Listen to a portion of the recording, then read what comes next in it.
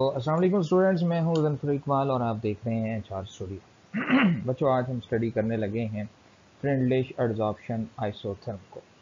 तो adsorption isotherm basically सबसे पहले जो है तो हम पहले देखेंगे कि एडजॉर्प्शन आइसोथर्म क्या होता है। उसके बाद फिर हम एडजॉर्प्शन इक्विलिब्रियम की बात करेंगे और उसके बाद फिर हम जो है वो ये देखेंगे कि जो फ्रेंडलिश है उसने अपने एडजॉर्प्शन आइसोथर्म में क्या कहा और अगर इसमें कोई लिमिटेशंस हैं तो वो क्या हो सकती हैं। तो ये हमारा बेसिकली आज का टॉपिक है। तो स्टार्ट करते हैं सबसे पहले एडजॉर्प्शन आइसोथर्म को। एडजॉर्प्शन आइसोथर्म क्या होता है? Isotherm, it is the graph between the amount of adsorbate, जिसको हम कह रहे हैं एक्स, दैट इज एडजॉर्ब्ड, यानी amount of the adsorbate. Adsorb वो चीज़ है जो एडजॉर्ब होता है, तो एक्स वो अमाउंट है जो एडजॉर्ब हुई on the surface of the adsorbent, जिसके ऊपर एडजॉर्प्शन हुई उसकी जो सरफेस है उसका नाम है M, and a pressure at constant temperature, यानी अमाउंट ऑफ द एडजॉर्बेट और उस वक्त जो प्रेशर था, उस प्रेशर के दरमियान हम कांस्टेंट टेम्परेचर के ऊपर जो ग्राफ ड्रा करेंगे, that is termed as adsorption isotherm. उसको हम क्या कहते हैं? एडजॉर्प्शन आइसोथर्म का नाम देते हैं। Next we have adsorption equilibrium. देखो, एडजॉर्प्शन इक्विलिब्रियम को समझने के लिए मैं आपको एक छोटी सी एग्जांपल देता हूँ। देखो, ये फर्ज करो आपके पास जो है वो, देखो एक मेरे पास एक सरफेस है, कोई भी सरफेस, इस सरफेस के ऊपर दूसरा सब्सटेंस आके एडजॉर्ब होगा। ठीक है, तो ये प्रोसेस हो गया एडजॉर्प्शन। ठीक है, अब हो सकता है मॉलिक्यूल इस सरफेस को लीव करे, वो जो एडजॉर्ब हुआ है मॉलिक्यूल वो इस सरफेस को लीव भी तो कर सकता है। That process is called as desorption. जब वो सरफेस को लीव करेगा तो इस प्रोसेस को नाम हम क्या देंगे? डिसॉर्प्शन।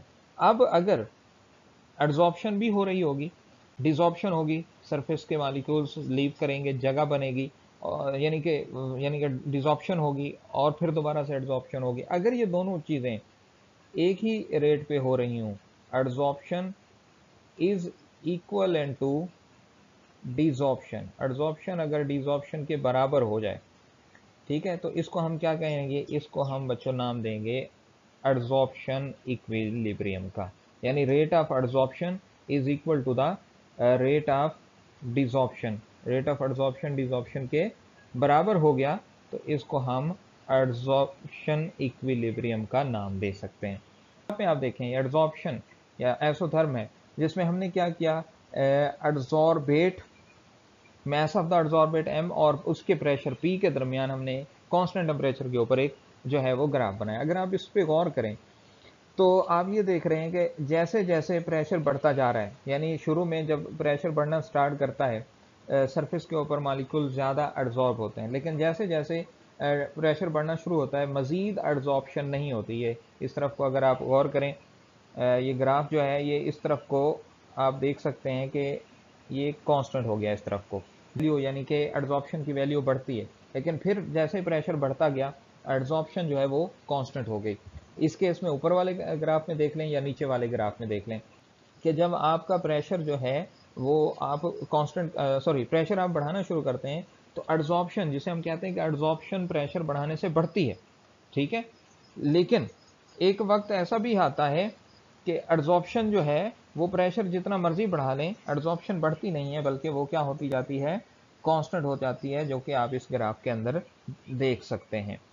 अब इन दो ग्राफ्स को हमने कंपेयर किया। एक ये जो ऊपर वाला ग्राफ है ये T1 टेम्परेचर के ऊपर है, यानी किसी भी टेम्परेचर उसका नाम है T1, लो टेम्परेचर कर लो, 30 डिग्री सेंटीग्रेड कर लो, या आप फ़ारेनहाइट में लेना चाहते हो तो आप कहते हो कि ये हमारा जो टेम्परेचर है ये 375 केल्विन के करीब है। ये टेम्परेचर जो है, इतना टेम्परेचर हमने यहाँ पे लगाया हुआ है, तो इसके बाद इस और ये कांस्टेंट है, ये टेम्परेचर यहाँ पे कांस्टेंट है। तो ग्राफ जो है वो एक ग्राफ कुछ देर बढ़ने के बाद, वैल्यू बढ़ने के बाद एड्सॉर्प्शन की, वो कांस्टेंट हो जाती है। फिर आप क्या करते हो?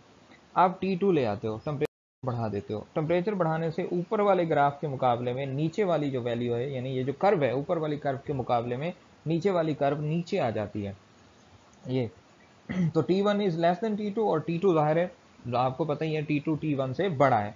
तो इस कर्व का नीचे आना ये इंडिकेट करता है कि जब आप टेम्परेचर बढ़ाते हो ना, तो आपको ये पता है कि फिजिकल एड्सॉर्प्शन जो होती है वो टेम्परेचर बढ़ाने से क्या हो जाती है? कम हो जाती है, क्योंकि मॉलिक्यूल्स जो हैं वो उनकी काइनेटिक एनर्जी बढ़ जाती है। वो काइनेटिक एनर्जी जब बढ़ती है तो वो सरफेस को लीव करना शुरू कर देते हैं, और उनके सरफेस के लीव करने की वजह से एड्जॉर्प्शन की वैल्यू कम हो जाती है। इसलिए ये ग्राफ की जो कर्व है ये वाली, ये नीचे आ गई, इसका नीचे आना ये इंडिकेट करता है कि एड्जॉर्प्शन कम हो गई। और इस पहले वाले के केस में टेम्परेचर चूंकि कम है, तो कम टेम्परेचर पे एड्जॉर्प्शन जो है वो फेवरेबल है, ज्यादा है फिजिकल एड्जॉर्प्शन, तो इसका जो वैल्यू है वो बढ़ जाती है।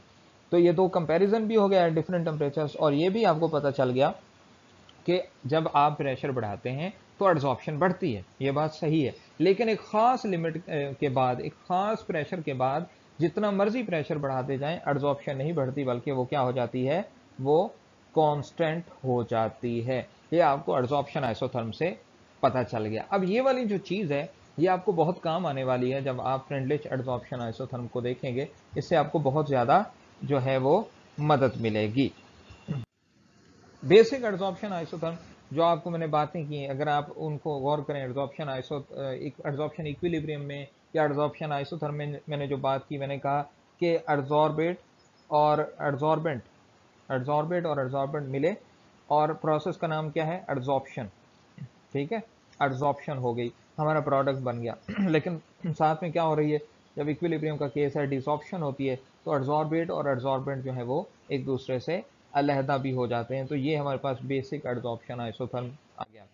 अच्छा, फिर वही बात, एड्जॉर्प्शन में एड्जॉर्ब जो है वो मालिक, in adsorption adsorbate get adsorb on adsorbent, adsorbate gets adsorbed on adsorbent. The direction of equilibrium, अगर आपको ले शटलर प्रिंसिपल याद हो, ले शटलर प्रिंसिपल कहता है कि अगर आप इक्विलिब्रियम के ऊपर किसी चीज को डिस्टर्ब करते हैं, सिस्टम को डिस्टर्ब करते हैं, और वो सिस्टम इक्विलिब्रियम पे है, तो सिस्टम आपकी फोर्स को, आपकी जो प्रेशर आप डाल रहे हैं, जो फोर्स डाल रहे हैं, उसके अगेंस्ट काम करना शुरू करता है।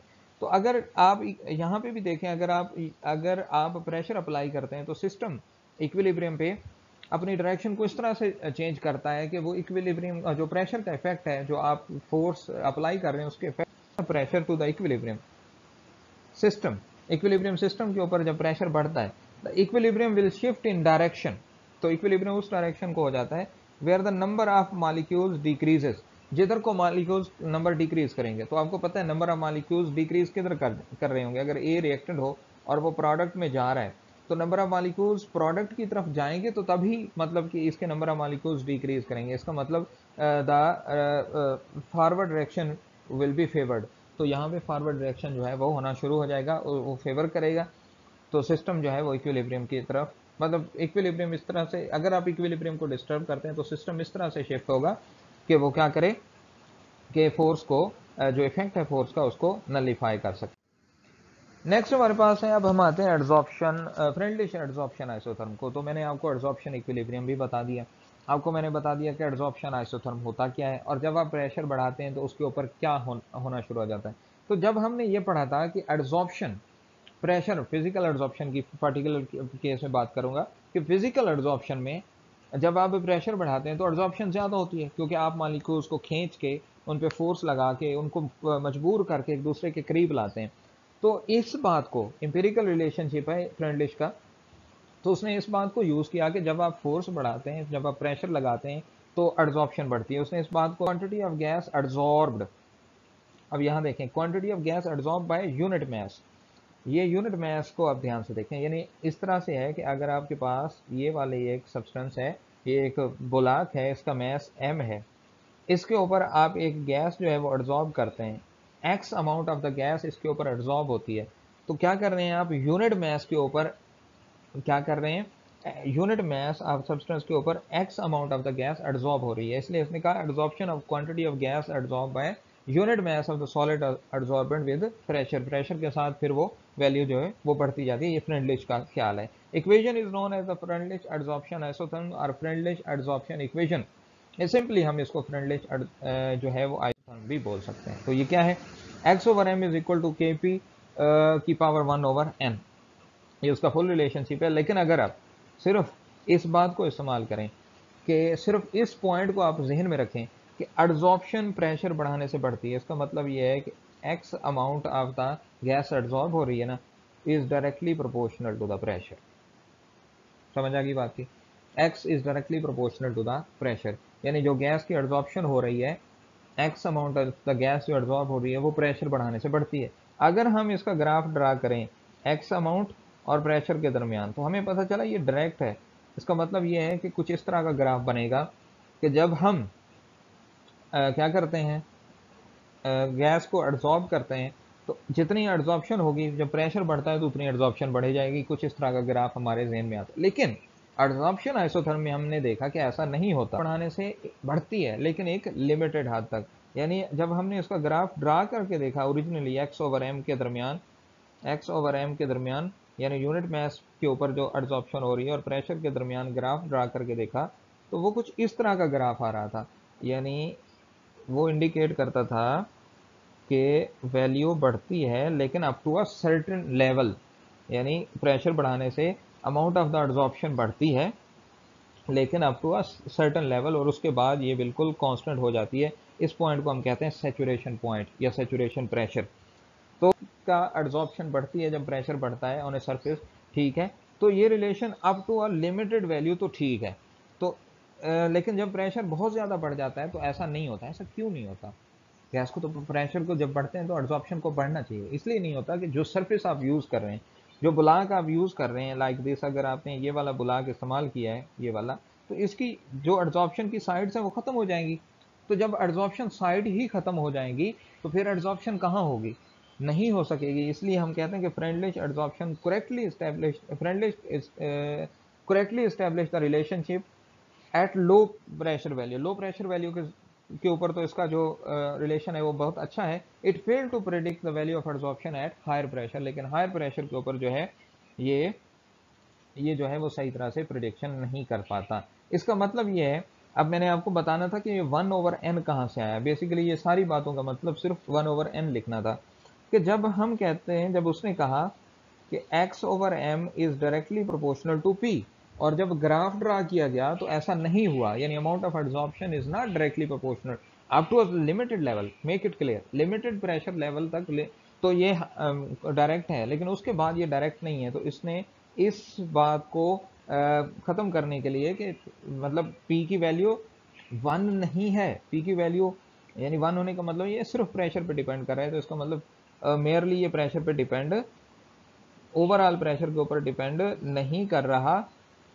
तो x over m is equal to, ये डायरेक्टली प्रोपोर्शनल का साइन खत्म किया, is equal to k p की पावर 1 ओवर n। तो 1 ओवर n हमने इसीलिए लिखा है कि ये जो p है ये शो करता है कि पहले प्रेशर बढ़ाने से कंसंट्रेशन बढ़ती है, फिर एक वक्त आता है वो कांस्टेंट हो जाती है। तो इसका मतलब ये है कि जो p की वैल्यू है वो यूनिटी नहीं है, कोई और वैल्यू है। 1 ओवर n कोई भी वैल्यू हो सकती है, एनी नंबर हो सकता है। Pressure extent of absorption is directly proportional to pressure. आपने ये देखा कि जब लो प्रेशर है तो हम क्या कहते हैं कि जो हमारे पास जब प्रेशर बहुत ज़्यादा हाई हो जाता है तो एक्सटेंट ऑफ एब्जॉर्प्शन प्रेशर के इंडिपेंडेंट हो जाती है, यानी एक्स ओवर एम, पहले केस में x over m directly proportional to P1, merely pressure के ऊपर डिपेंड कर रही है। और फिर जब आपने हाई प्रेशर पे पता चला कि ये तो प्रेशर के ऊपर डिपेंड ही नहीं कर रही, तो इसका मतलब ये था कि प्रेशर की एक वैल्यू नहीं है, इसलिए x over m is directly proportional to P1 over n, इसलिए लिखा जाता है। Therefore, an intermediate value of pressure absorption is directly proportional to pressure raised to power 1 over n, इसलिए ये चीज़ यूज़ की जाती है। ठीक है। अच्छा, अगर n की वैल्यू 1 ओवर n की वैल्यू 0 है तो absorption is independent of the pressure. मसलन कैसे कि x over m is directly proportional to P1 over n है ना, तो आपने लिखा x over m is equal to k p की 1 ओवर n की वैल्यू आप 0 पुट करो तो समथिंग x की पावर 0 का मतलब होता है 1, x over m is equal to constant. It means के जो आपकी एब्जॉर्प्शन है वो इंडिपेंडेंट ऑफ द प्रेशर है। लेकिन अगर आप x ओवर n की वैल्यू 1 पुट करते हो तो x over m directly x over m is equal to k p1। तो इसका मतलब यह है कि जो आपकी एब्जॉर्प्शन है वो directly proportional to the pressure है।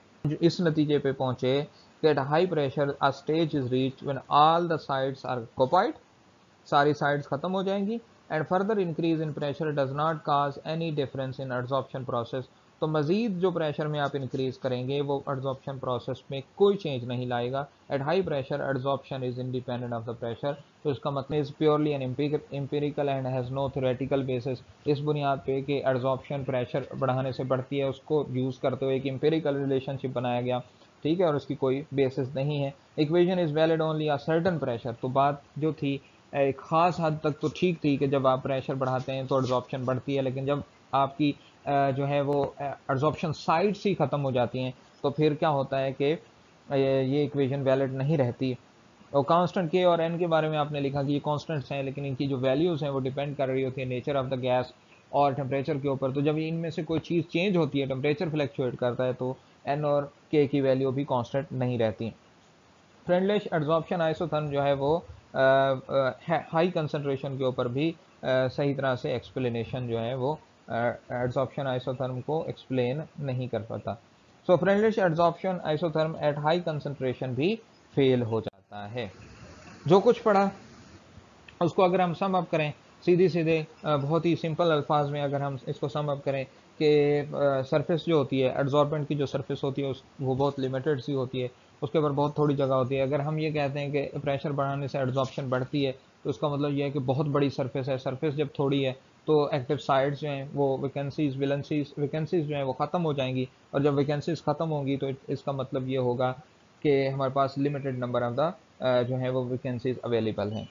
फिर आपने कहा, मैंने आपको बताया था सैचुरेशन प्रेशर। सैचुरेशन प्रेशर वो है कि जब एक खास प्रेशर के बाद एड्जॉर्प्शन आपके पास नहीं बढ़ रही, तो after saturation pressure adsorption does not occur any more. आप जितना मर्जी प्रेशर बढ़ा दें आपकी एड्जॉर्प्शन मजीद नहीं होगी, और ना होने की वजह यह है कि आपकी एक्टिव साइड्स जो हैं वो ख़त्म हो जाएंगी।